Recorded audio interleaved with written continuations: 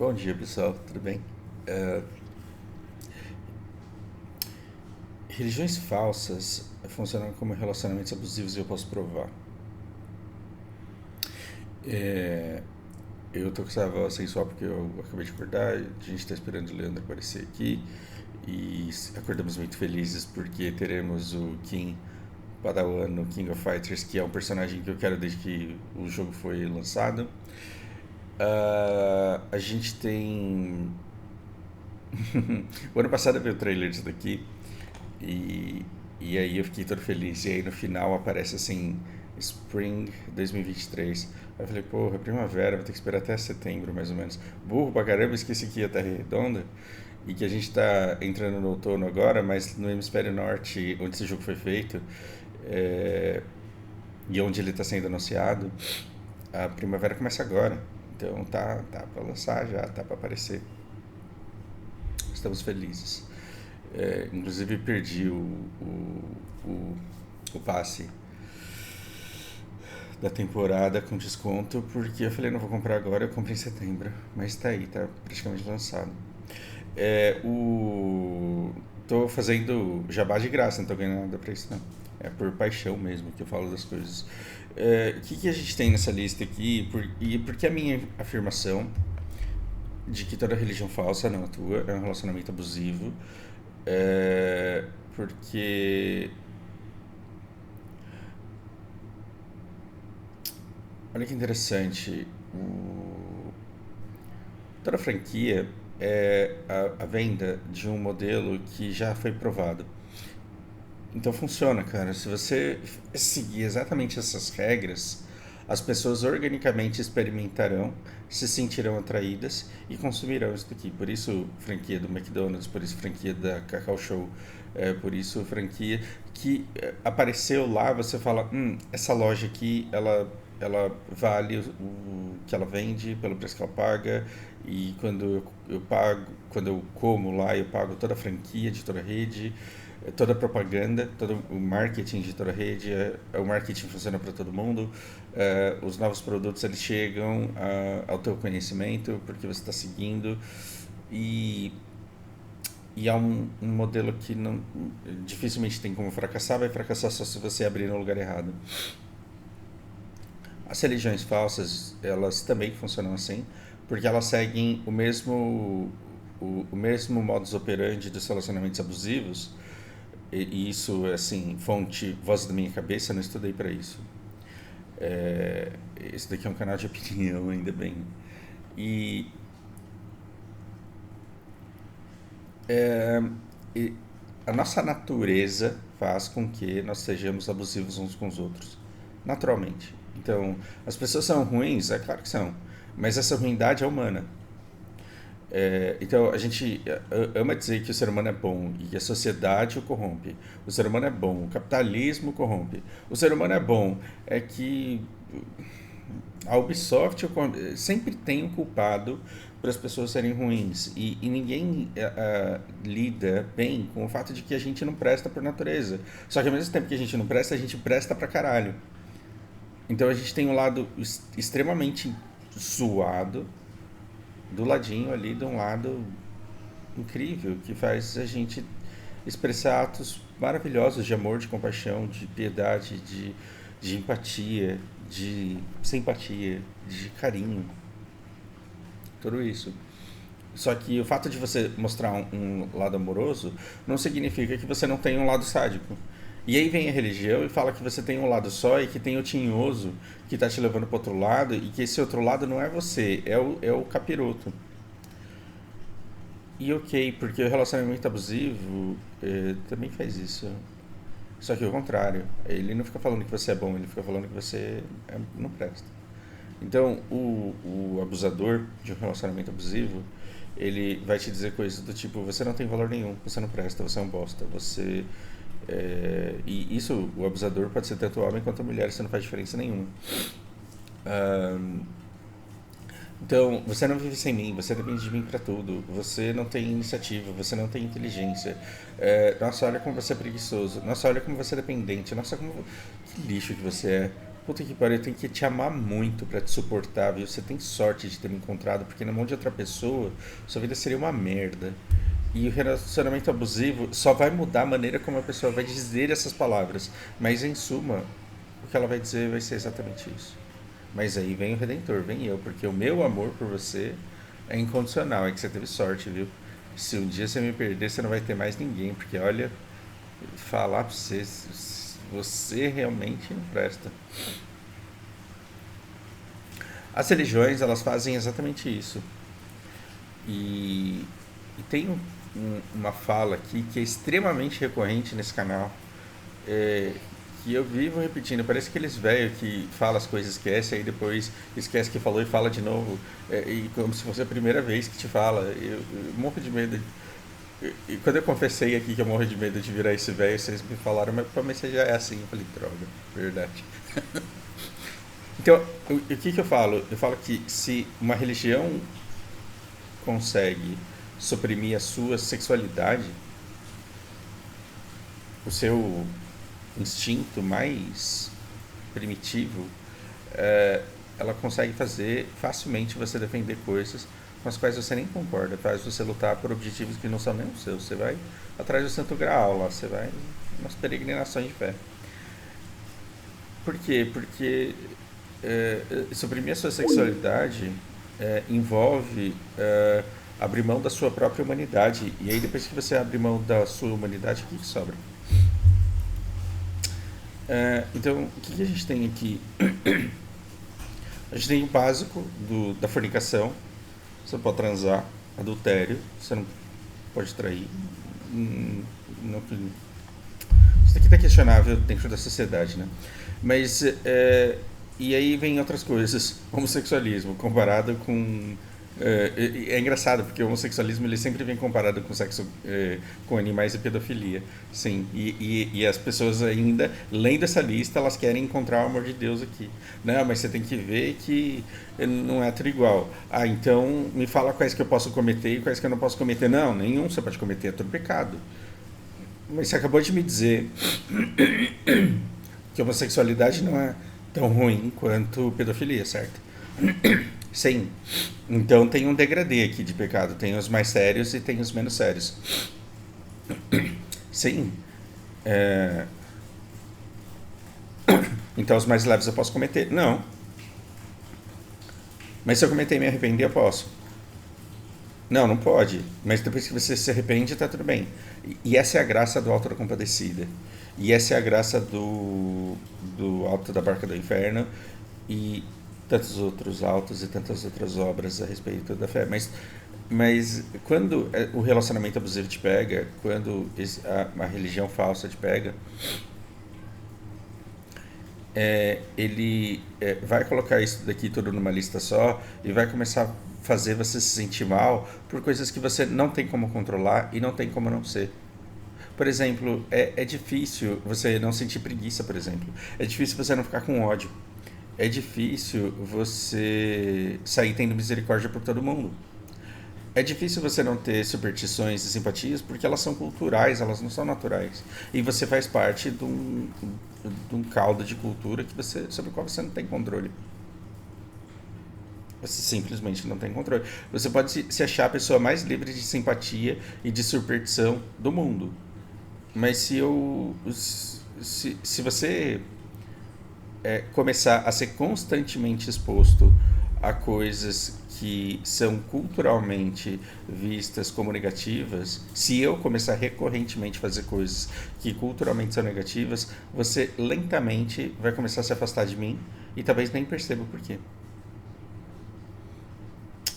Olha que interessante.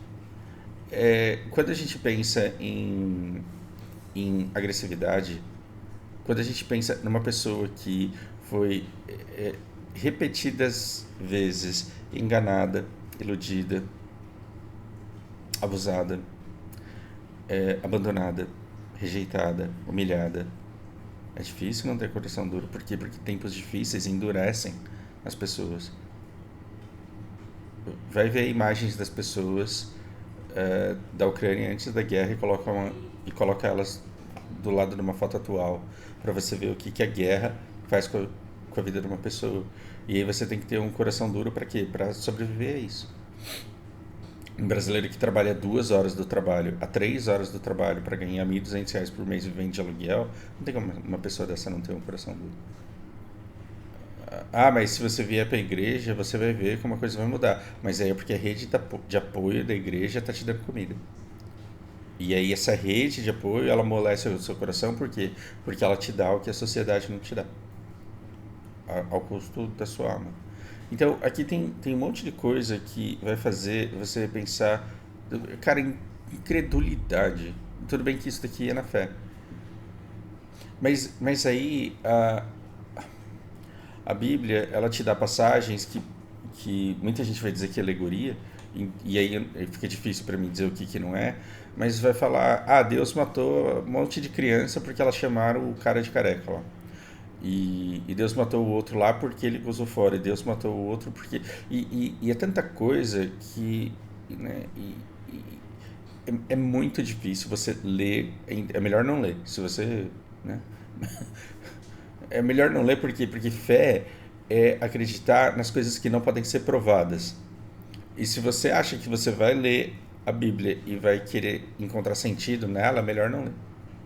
Porque aí você vai olhar para a Arca de Noé, e é engraçado, porque quando você vai ver depoimentos de freiras, aquelas que realmente conseguem abrir o coração, elas contam histórias super comoventes, do tipo, você tá no meio de um monte de freiras, onde todas elas questionam a fé, mas quando elas se juntam, elas começam a falar o quanto elas acreditam naquilo, e enquanto elas acreditam em tudo que elas estudam e pregam, porque elas precisam da fala uma da outra para reforçar a fé delas próprias. Ou seja, você não questiona, você afirma que aquilo é verdade mesmo. Por quê? Porque você sabe que fortalecendo a fé da outra, você fortalece a sua própria e ela fortalece a sua. A incredulidade, ela tá junto do fiel o tempo todo. A única coisa é que eles não admitem. Então, um fiel, um religioso que diz que não questiona a fé, ele é como o marido que diz que ele nunca olhou para outra mulher com desejo. Todo mundo sabe que ele está mentindo e todo mundo fala: Meu Deus, que bonito, parabéns. É, e se for verdade, quanto que ele merece por isso? Nem R$ 1. Porque eu tô tão feliz com a Lari que eu posso ver uma mulher gostosa e eu admiro a beleza, mas eu não tenho vontade de ir lá transar com ela. Olha que interessante. E por que eu não tenho isso? Porque eu cheguei num ponto da minha vida em que eu finalmente sosseguei. Eu não poderia ter casado com 20 anos, eu não podia ter casado com 30 anos, porque eu jamais seria capaz de me submeter ao mínimo dos acordos que a gente faz na sociedade para levar uma vida sem aparecer na TV. E aí eu cheguei num ponto da minha vida em que determinadas coisas passaram a ter valor mais do que outras, e em que eu finalmente consegui controlar alguns impulsos que antes eu não conseguia controlar. Não conseguia, não queria, e agora? Eu não sei. E por que eu estou falando isso? Sim, eu estou dizendo que hoje, quando eu olho para um lado e eu sinto admiração pela beleza, mas eu não sinto desejo, o quanto que eu mereço por Fausto virtuoso de não querer trair e de não cometer adultério? Quanto que eu mereço por ser virtuoso? Não, porque não é virtude, é natureza. Eu cheguei num ponto da minha vida em que eu estou sossegando, e eu cheguei num ponto da minha vida em que eu priorizo coisas. Essa é uma atitude extremamente racional, e eu não quero colocar a minha família em risco e não quero abalar a estrutura familiar que eu tenho, simplesmente por uma outra coisa que não vai me dar uma recompensa sequer perto daquilo que eu tenho hoje. E sendo que, por mais gostosa que seja a mulher, ela não vai me dar nada que eu já não tenha experimentado em outros momentos da vida e que não necessariamente me trouxe plenitude na vida como o meu relacionamento me traz. Então, é virtude que eu não trago? Não é virtude que eu não trago, é uma escolha. E é a natureza. Ou seja, é virtude do fiel não pecar por incredulidade. Não é virtude do fiel não pecar por incredulidade. O que acontece é que ou ele é simplesmente burro, ou ele é simplesmente conformado com o que ele tem ao ponto de não questionar. E isso diz mais sobre a natureza do fiel do que sobre a virtude do fiel. Enquanto que uma pessoa mais racional e mais humana, no sentido próprio da palavra, quanto mais ela estuda a fé, mais pontos de reflexão ela encontra e mais ela vai querer refletir sobre aqueles pontos. E ela vai cometer esse pecado da incredulidade o tempo inteiro. E ela vai orar para buscar forças para reforçar a fé e vai reforçar a fé com isso e tá tudo bem. E como que você coloca isso do lado de pedofilia, por exemplo? Para quê? O que, que a religião está fazendo com a pessoa? Ela está dizendo o tempo inteiro você não presta. Por quê? Porque você ganhou o chocolate e você escondeu do outro padre. Olha que beleza, você é uma pessoa egoísta, seu arrombado. Você não merece o paraíso. Porque o egoísta, ele merece o fogo do inferno tanto quanto o pedófilo. Então, quando você olha para essa lista aqui, você fala: eu não tenho como valor nenhum. Eu dependo completamente do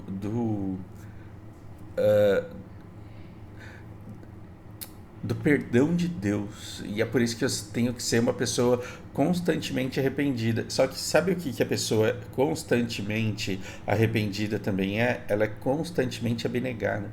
O que, que é abnegada? Ela abre mão dos próprios gostos dela. Por quê?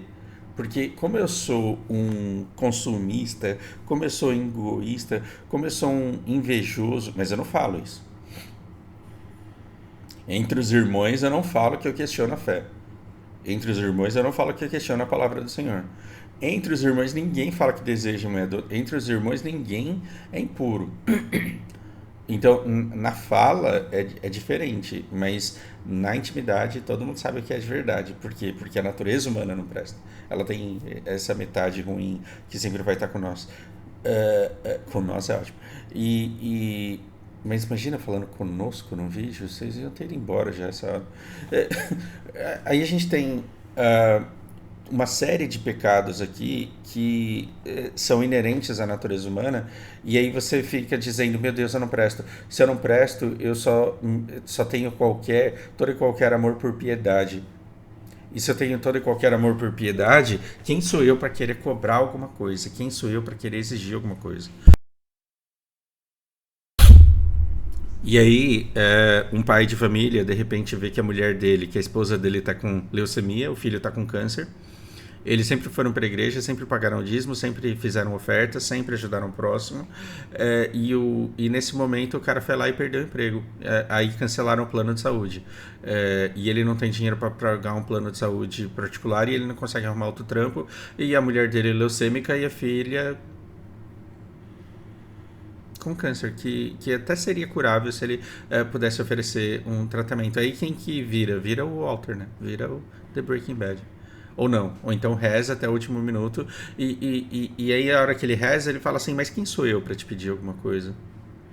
Senhor, me perdoa, eu sou imoral, eu olhei pra mulher do outro e tive vontade. Esses dias aí eu tava pensando se você existia ou não existia.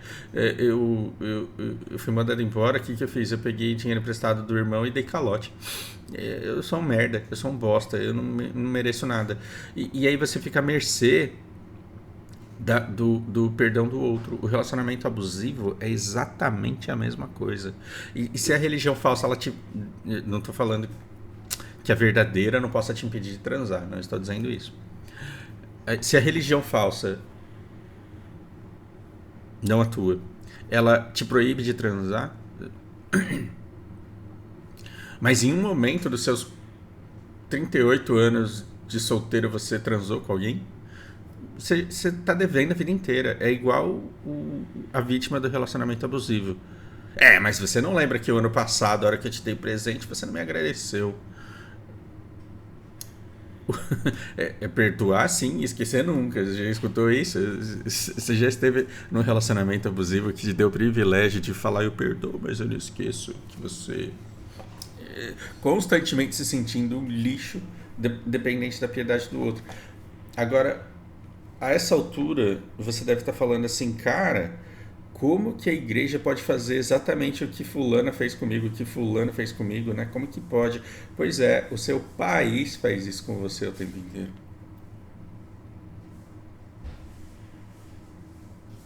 Tá tudo bem com o vídeo, é pausa para reflexão mesmo. O seu país faz isso com você, a televisão que você assiste, os botecos que você frequenta, as pessoas mais velhas com quem você conversa. Sabe que essas pessoas ficam falando o tempo inteiro? Mas brasileiro, você sabe como que é, né? Brasileiro é tudo um bando de arrombado. Eu sou arrombado? Não, você não, pô. Tô falando dos brasileiros em geral. Não, mas eu sou brasileiro, você também é, cara. Não, mas você não tá entendendo o que eu tô falando. É que brasileiro, você sabe como que é. Os caras são o quê? Os caras são, agora vamos, vagabundo, desonesto, preguiçoso, encostado. Não pode ver uma oportunidadezinha que aproveita. Porque se fosse lá nas Europas, se fosse nos Estados Unidos, os caras não são assim. Então o que, que você faz? Você paga metade do que você ganha de imposto, e esse dinheiro supostamente é público. E o que, que você faz? Você fala, mas fazer o quê, né? O que os caras vão fazer também? Vão abrir escola pública de qualidade para brasileiro que não quer nada com nada? E isso é exatamente a mesma coisa, porque você não faz a retenção do dízimo, você faz a oferta, às vezes você vai lá e dá 20%, 10% que a Bíblia pede, 10% porque você tem muita fé, e aí você contribui com aquilo tudo. E quem é você para pedir alguma coisa? Porque ontem você falou um palavrão. Nesse daqui eu tô salvo porque eu não falo palavrão nem fodendo. É, o, Você que cometeu um pecado desse aqui, aquela oferta que você fez no mês passado já não vale mais, né? Por quê? Porque você sentiu ira durante esse mês, você sentiu ódio de uma pessoa e você sentiu inveja do outro. É muito engraçado o quanto irreverência e vaidade, que são coisas inerentes à natureza humana, são pecados, e você está errado de ter isso. Então, se você está errado, completamente errado, de sentir vaidade, quem é você para esperar que Deus te dê qualquer coisa? E é por isso que você fez oferta no mês passado, e esse mês você não teve nenhuma bênção e nenhum milagre. Mas aí você está querendo demais, né? Você merece o quê?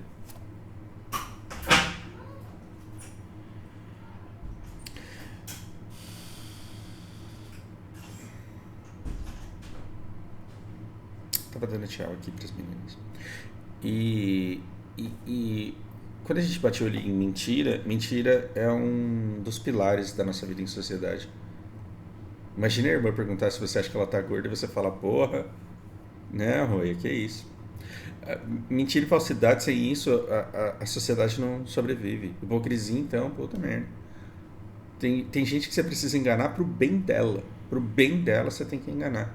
A Lana, ela faz uma letra A medonha. E ela fala depois, pai, oi. E aí o que, que eu falo? Eu falo, meu Deus, que linda a sua letra. Pro bem dela, eu preciso enganá-la. Porque se eu falasse tá uma bosta, aí que coisa torta que você fez aqui, vai tomar no... Se eu falasse isso pra ela, ela nunca mais ia querer escrever.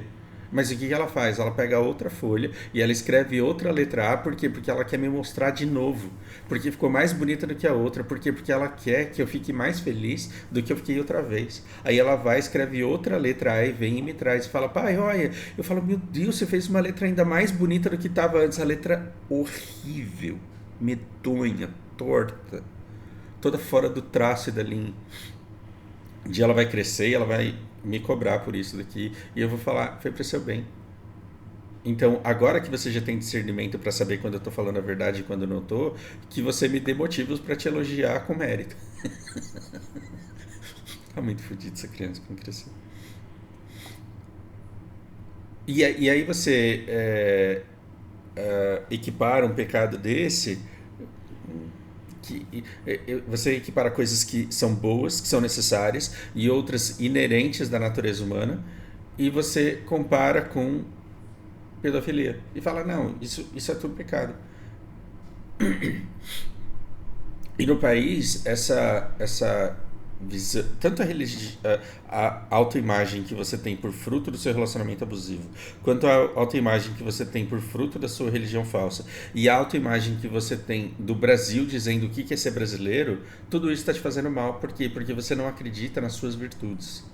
Você não acredita que a mesma natureza que é nojenta em determinadas partes, que faz com que você seja tudo isso daqui, nem tudo, né? Porque eu não me suicidei ainda. Eu entendo, eu tô fazendo piada porque eu entendo que são os pensamentos suicidas. É, a mesma lista que contém uma descrição de você, do outro lado, ela deveria conter tudo que você tem de bom.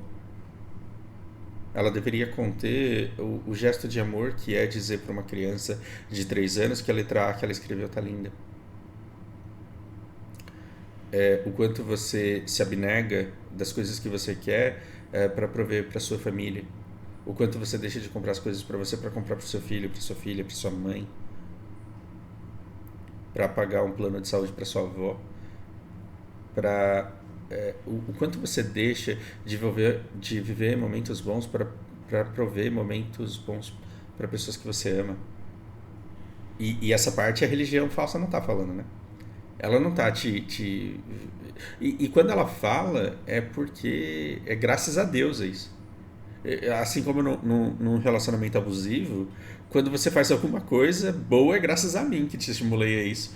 Parabéns pelo que você fez hoje. Se não fosse eu pra te incentivar, puta que pariu, né? Não tinha saído do papel essa ideia aí. Mas toma aqui um tapinha na cabeça de parabéns pra você. Então, assim, brasileiro, uma merda, preguiçoso, uma aposta, todo burro. Mas aí o cara que passou e foi trabalhar na NASA, né? Mas é porque ele fez intercâmbio e ele é descendente de europeu. Ai, caralho, é muito bom isso. Eu me perdi aqui, me despedi das meninas, esqueci completamente o meu ponto, mas eu espero que isso cause reflexões